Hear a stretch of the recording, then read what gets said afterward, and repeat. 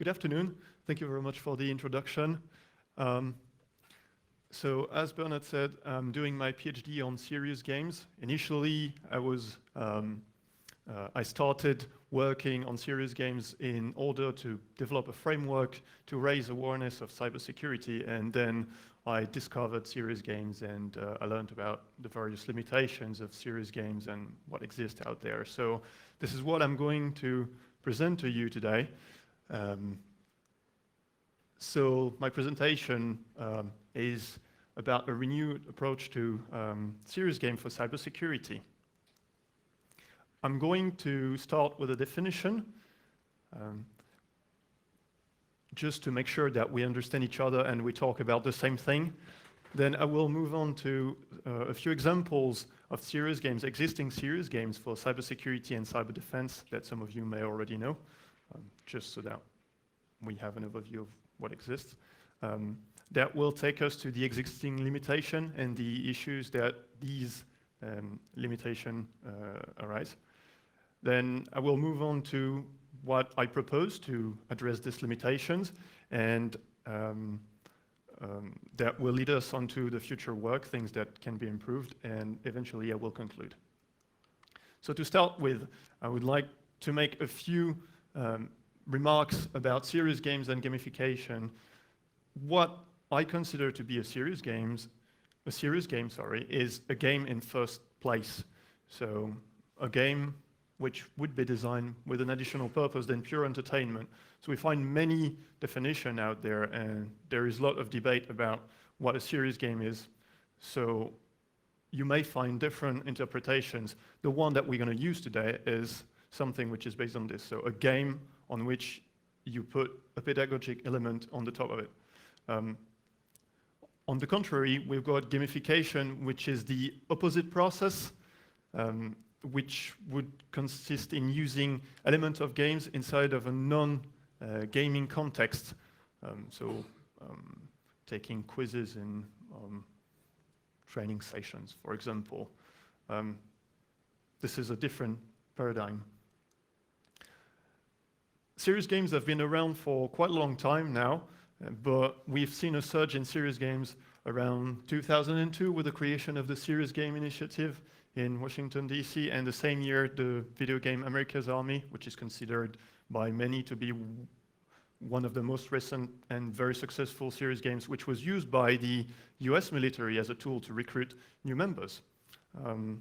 Nowadays, the serious games market generates millions of dollars, according to several studies, and they are widely used in many fields, such as education, training, health, and military in particular. Regarding cybersecurity, cyber defense, and cyber in general, I present to you a few examples of serious games, and if you know some of them which are worth mentioning, feel free to mention during the question time at the end. I think it will be interesting. Cyber Siege, which is a very popular one in the literature and also on the web, was designed by the Naval Postgraduate School, the US Naval Postgraduate School, which is a simulation in which players have to manage and control a network. CyberNext, which is a training platform, a gamified training platform. Agent Sophia, which is a serious game developed by a company called Mavi Interactive. According to their website, they've received 36 different awards, so I believe that it's a good example. A more recent one, which is Cyber Awareness Challenge, which was developed by the US military, I think the DoD, if I'm correct. And one of the last example, which is slightly different, Anti-Phishing Phil, which is a game which helps users to identify phishing attacks. So as we can see, I've picked these examples, and we see that all of them are kind of simulations. You all have this environment where the user is taken inside of a realistic environment and has to fulfill tasks in order to protect a network or to secure your workplace. So this is what they look like, and this led me to a few observations. First of all, in most serious games, we have the use of simulation games. So that led me to the question, is simulation the only viable game genre?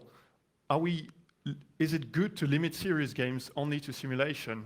Can't we just use other games, other types of games, in order to train more efficiently people? The second point is that most of the serious games are also used in formal context. So what do I mean by formal context? Formal context basically consists in education, training, closed environments where you have an educator or somebody to train a selected number of people, a group of people. So in my opinion, this limits the potential of serious games because you've got time constraints in this case. There is only so many hours that you can play the game. There is also a motivational factor to take into account. You're basically forcing people to play game. So can we still consider serious games if we force people to play them? And finally, I've also noticed the absence of serious games in the casual entertainment game market. So why would that be relevant? In my opinion, if we've got serious games on the casual game market, we can reach larger audience. And that's quite relevant in our case, especially in education, if we want to reach larger audience and fight more efficiently against cybercrime. We definitely want to reach more people than just the people that you train in your company or at school. So we want to reach as many people as possible. So the solution is pretty simple. Basically, we're just trying to address these 3 points. So that led me to the design of a framework to design serious games, which is not limited to simulation games, so that we have the full spectrum of game mechanics, which would trigger different learning mechanisms which were not up to now triggered by simulation games. Also, this framework will help you to deploy serious games in informal context. So you could play serious games on your own, on your mobile phone or at home, or you could give that to your children. And the last point, the framework will facilitate the release of the game on traditional video game markets. So the access to this kind of serious game would be a lot simpler, and therefore more people could access it and use them. So the benefits of this solution, I've already kind of mentioned it. The serious game produced with this framework, they would act as self-educational tools. So you wouldn't have this constraint of having this formal context with this time constraints and the need for an educator, a trainer. So more people would be able to use it by themselves. We're going to reach a much larger audience as well. And the time constraints is also addressed. We've got the opportunity to practice a lot more than if we were just spending a few hours during a training session.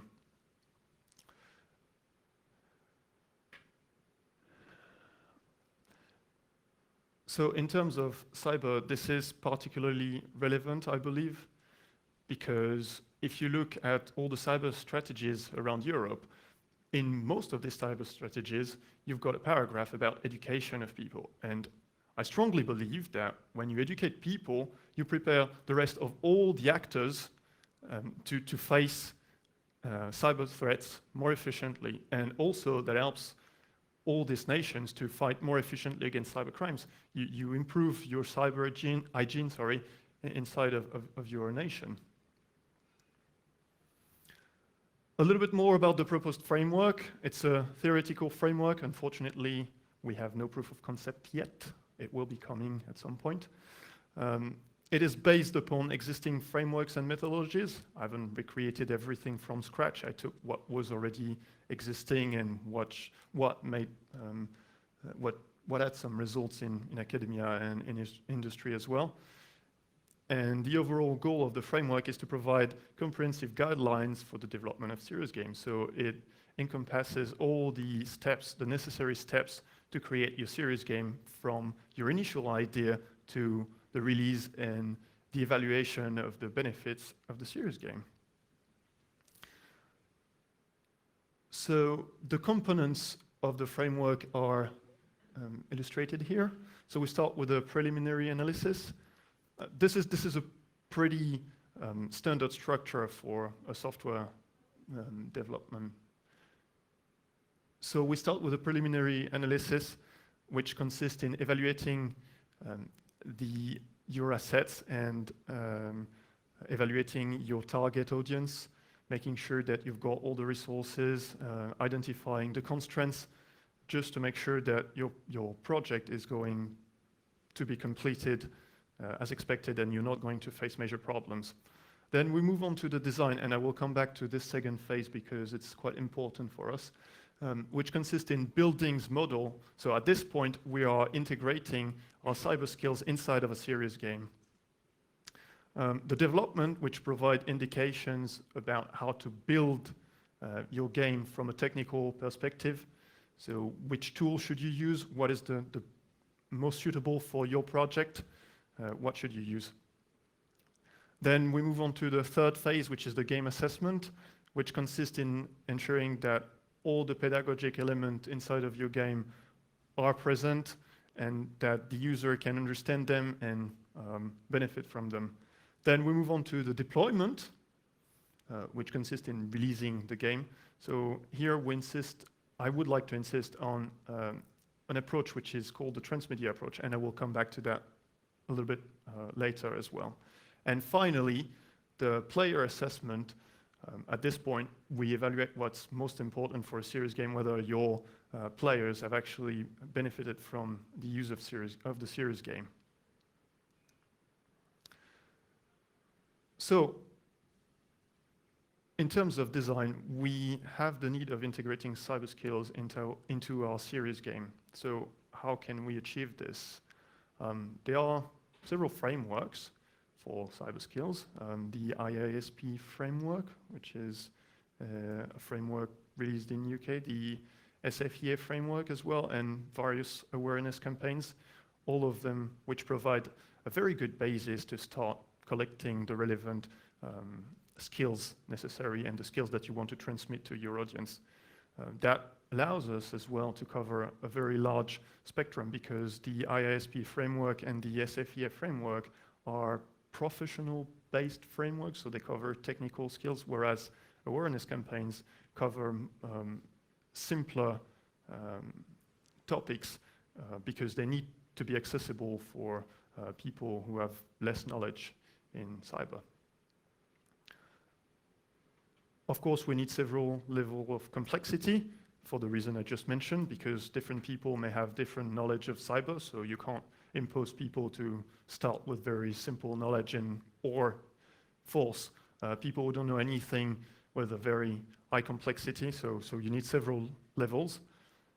And finally, we are going to see how we can use the learning mechanic, game mechanic framework, which was developed by researchers at the Coventry University in the Serious Game Institute. So a little bit more about the serious game, the learning mechanic, game mechanic framework. This framework helps you to combine game patterns and pedagogical patterns in order to create your serious game patterns. So what the researchers have done is that they have built a list of learning mechanics, which is based on different pedagogic frameworks. So it's quite solid. It has been tested and proven. And they have also compiled various game mechanics. And the combination of two results in serious game mechanics. So this is what we are embedding into our game. There is a simple way of using that is from the initial, I'm going to use that, it's quite useful. From our initial model, we just need to include our cyber skills that we've extracted from the existing frameworks, which are relevant for our needs, and link them directly to the pedagogical patterns. So for example, here we've taken an example. If we were to teach about how to understand social engineering to an audience, we could link this skill, for instance, to one of the skill from the list of learning mechanics here, which is the most appropriate. So one could argue that understanding social engineering requires people to have a strong sense of observation. So we would link these two elements together, and also link the pedagogical pattern to the game design pattern, which would be appropriate here as well, which would be, for instance, role play. And that would result in a serious game mechanic. So your serious game mechanic would be you have role play phase in your game, which will help you develop observation and indirectly help you to understand social engineering.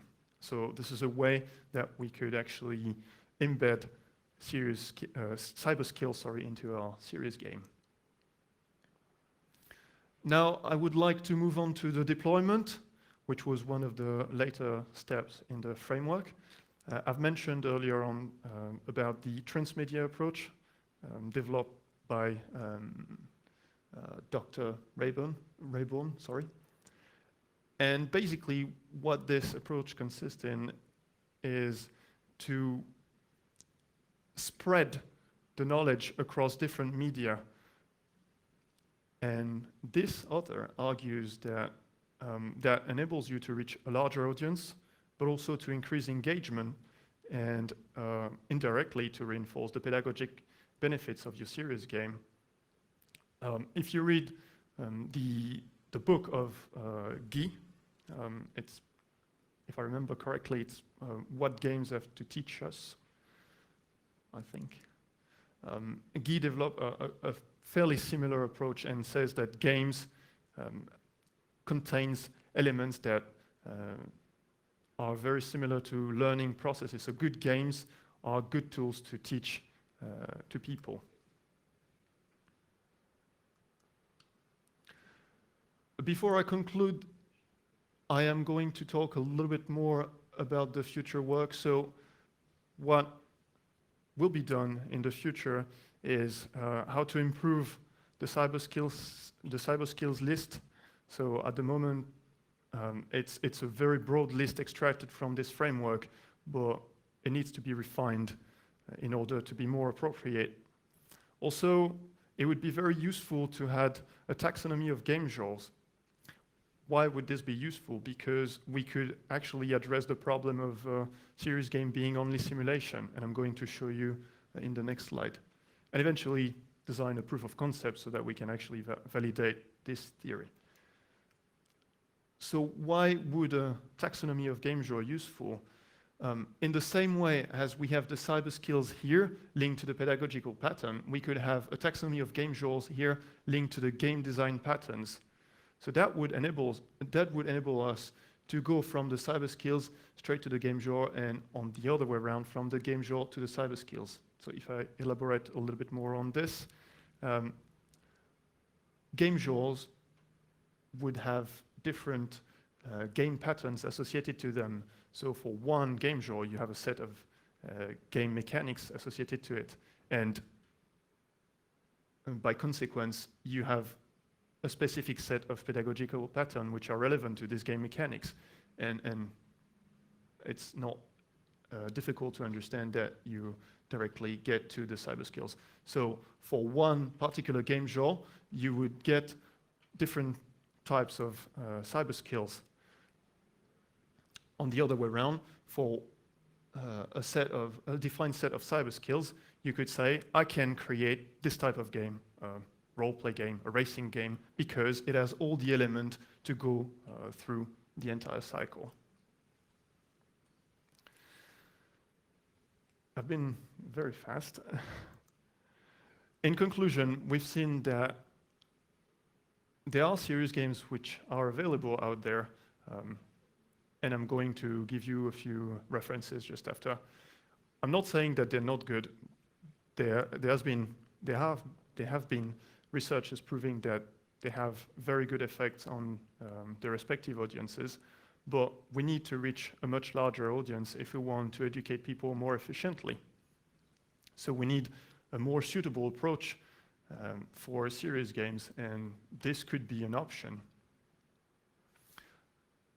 In particular, we need to get out of this formal context and try to provide people an easier access to serious game. And as a result, we need guidance to achieve this goal, so the framework in itself.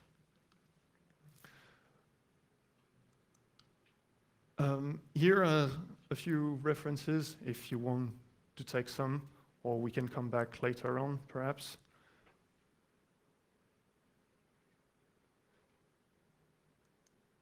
And eventually the academic references.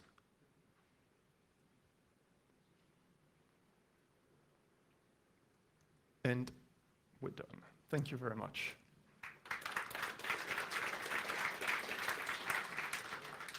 Thank you, Alexis. Are there any questions regarding the framework or the basic principles of the serious games? I have a question for you.